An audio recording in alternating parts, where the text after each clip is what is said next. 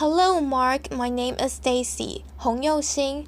My student number is SO641007. I'm now a freshman studying in English department. Today I'm going to present the TED Talk, 4 Ways We Can Avoid a Catastrophe Drought by David Sedlak. Our grandparents' generation created an amazing system of canals and reservoirs that made it possible for people to live in places where there wasn't a lot of water. For example, during the Great Depression, they created Hoover Dam, which in turn created Lake Mead and made it possible for the cities of Las Vegas and Phoenix and Los Angeles to provide water for people who lived in a really dry place. In the 20th century, we literally spent trillions of dollars building infrastructure to get water to our cities. In terms of economic development, it was a great investment. But in the last decade, we've seen the combined effects of climate change, population growth, and competition for water resources threaten these vital lifelines and water resources. The figures shows you the change in the lake level of Lake Mead that happened in the last 15 years.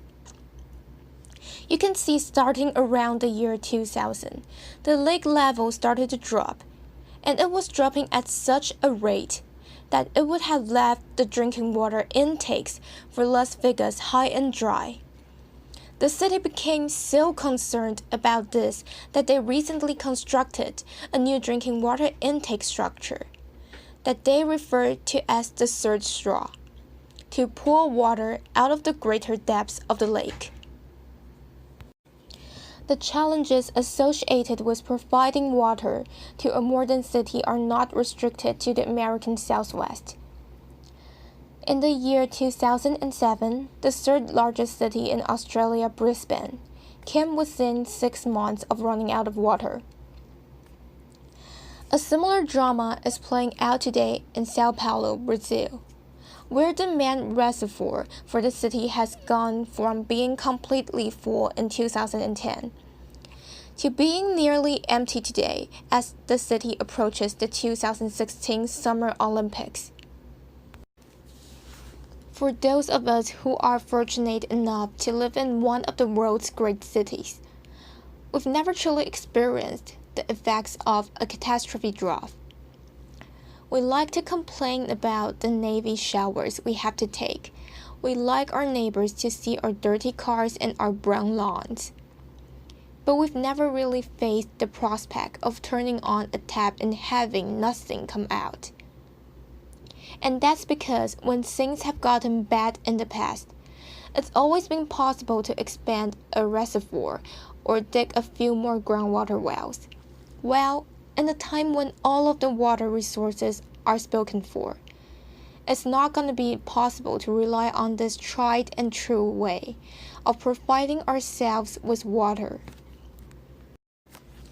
Some people think that we're going to solve the urban water problem by taking water from our rural neighbors. But that's an approach that's fraught with political, legal, and social dangers. And even if we succeed in grabbing the water from our rural neighbors, we're just transferring the problem to someone else, and there's a good chance it will come back and bite us in the form of a higher food price and damage to the aquatic ecosystems that already rely upon that water. I think that there's a better way to solve our urban water crisis, and I think that's to open up 4 new local sources of water that are likened to faucets. If we can make smart investments in these new sources of water in the coming years, we can solve our urban water problem and decrease the likelihood that we'll ever run across the effects of a catastrophe drought. Now, if you told me 20 years ago that a modern city could exist without a supply of imported water, I probably would have dismissed you as an unrealistic and uninformed dreamer. but my own experiences working with some of the world's most water-starved cities in the last decades have shown me that we have the technologies and the management skills to actually transition away from imported water. And that's what I want to tell you about tonight. The first source of local water supply that we need to develop to solve our urban water problem will flow with the rainwater that falls in our cities. One of the great tragedies of urban development is that as our cities grew, we started covering all the surface with concrete and asphalt. And when we did that, we had to build storm sewer to get the water that fell on the cities out before it could cause flooding. And that's a waste of vital water resource. Let me give you an example. The figure here shows you the volume of water that could be collected in the city of San Jose if they could harvest the storm water that fell within the city limits. You can see from the intersection of the blue line and the black dot line that if San Jose could just capture half of the water that fell within the city, they have enough water to get them through the entire year. Now I know what some of you are probably thinking. The answer to our problem is to start building great big tanks and attaching them to the downspouts of our roof gutters, rainwater harvesting. Now that's an idea that might work in some places. But if you live in a place where it mainly rains in the winter time and most of the water demand is in the summertime, it's not a very cost-effective way to solve a water problem, and if you experience the effects of the multi-year drought like California is currently experiencing, you just can't build a rainwater tank that's big enough to solve your problem. I think there's a lot more practical way to harvest the storm water and the rainwater that falls in our cities. And that's to capture it and let it percolate into the ground. After all, many of our cities are sitting on top of the natural water storage system that can accommodate huge volumes of water. For example, historically, Los Angeles have obtained about a third of its water supply from a massive aquifer that underlies in the San Fernando Valley. Now, when you look at the water that comes off of your roof and runs off of your lawn and flows down the gutter, you might say to yourself, do I really want to drink that stuff? Well, the answer is you don't want to drink it until it's been treated a little bit. And so the challenge that we face in urban water harvesting is to capture the water, clean the water, and get it underground. And that's exactly what the city of Los Angeles is doing with a new project that they're building in Burbank, California. This figure here shows the stormwater park that they're building by hooking a series of stormwater collection systems, or storm sewers, and routing that water into an abandoned gravel quarry. The water that's captured in the quarry is slowly passed through a man-made wetland, and then it goes into that ball field there and percolates into the ground, recharging the drinking water aquifer of the city. And in the process of passing through the wetland and percolating through the ground, the water encounters microbes that live on the surface of the plants and the surface of the soil, and that purifies the water. And if the water is still not clean enough to drink after it's been through its natural treatment process, the city can treat it again when they pump it back out of the groundwater aquifers before they deliver it to the people to drink. The second tap that we need to open up to solve our urban water problem will flow with the wastewater that comes out of our sewage treatment plants. Now, many of you are probably familiar with the concept of recycled water. You've probably seen signs like this that tell you that the strawberry and highway median and the local golf course is being watered with water that used to be in a sewage treatment plant. We've been doing this for a couple of decades now, but what we're learning from our experience is that this approach is much more expensive than we expected it to be.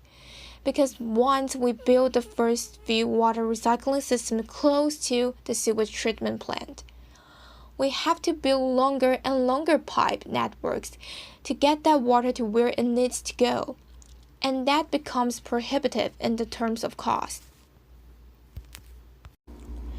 What we're finding is that a much more cost-effective and practical way of recycling wastewater is to turn treated wastewater into drinking water through a two-step process. In the first step in this process, we pressurize the water and pass it through a reverse osmosis membrane, a thin, permeable plastic membrane that allows water molecules to pass through but traps and retains the salt, the virus, and the organic chemicals that might be present in the wastewater. In the second step in the process, we add a small amount of hydrogen peroxide and shine ultraviolet light on the water. The ultraviolet light cleaves the hydrogen peroxide into two parts that are called hydroxyl radicals. And these hydroxyl radicals are very potent forms of oxygen that break down most organic chemicals. After the water has been through this two-stage process, it's safe to drink. I know I've been studying recycled water using every measurement technique known to modern science for the past 15 years. We've detected some chemicals that can make it through the first step in the process. But by the time we get to the second step, the advanced oxidation process, we rarely see any chemicals present. And that's in stark contrast to the take-for-granted water supplies that we regularly drink all the time. There's another way we can recycle water. This is an engineered treatment wetland that we recently built on Santa Ana River in Southern California. The treatment wetland receives water from a part of Santa Ana River that in the summertime consists almost entirely the wastewater effluent from cities like Riverside and San Bernardino. The water comes into our treatment wetland, and it's exposed to sunlight and algae, and those break down the organic chemicals, remove the nutrients, and inactivate the waterborne pathogen. The water gets put back in the Santa Ana River, it flows down to Anaheim, gets taken out at Anaheim and percolated into the ground, and becomes the drinking water of the city of Anaheim, completing the trip from the sewer of Riverside Country to the drinking water supply of Orange Country. Now, you might think that this idea of drinking wastewater is some sort of futuristic fantasy, or not commonly done. Well, in California, we already recycle about 40 billion gallons a year of wastewater through the two-stage advanced treatment process I was telling you about. That's enough water to be the supply of about 1 million people if it were their sole water supply. The third tap that we need to open up will not be a tap at all. It will be a kind of virtual tap. It will be the water conservation that we managed to do. And the place where we need to think about water conservation is outdoors, because in California and other modern American cities, about half of our water use happens outdoors. In the current drought, we've seen that it's possible to have our lawns survive and our plants survive with about half as much water, so there's no need to start painting concrete green and putting in astroturf and buying cactus. We can have California-friendly landscaping with soil moisture detectors and smart irrigation controllers, and have beautiful green landscapes in our cities. The fourth and the final water tap that we need to open up to solve our urban water problem will flow with desalinated seawater. Now, I know what you probably heard people say about seawater desalination. It's a great thing to do if you have lots of oil. not a lot of water, and you don't care about climate change. Seawater desalination is energy intensive, no matter how you slice it. But that characterization of seawater desalination as being a non-starter is hopelessly out of date. We've made tremendous progress in seawater desalination in the past 2 decades. This picture shows you the largest seawater desalination plant in the Western Hemisphere that's currently being built north of San Diego. Compared to the seawater desalination plant that was built in Santa Barbara 25 years ago, this treatment plant will use about half the energy to produce a gallon of water. But just because seawater desalination has become less energy intensive doesn't mean we should start building desalination plants everywhere. Among the different choices we have, it's probably the most energy intensive and potentially environmentally damaging of the options to create a local water supply. So there it is. With these 4 sources of water, we can move away from our reliance on imported water through reform in the way we landscape our surface and our properties. We can reduce outdoor water use by about 50%, thereby increasing the water supply by 25%. We can recycle the water that makes it into the sewer, thereby increasing our water supply by 40%. And we can make up the difference through a combination of stormwater harvesting and seawater desalination. So, let's create a water supply that will be able to withstand any of the challenges that climate change throws at us in the coming years.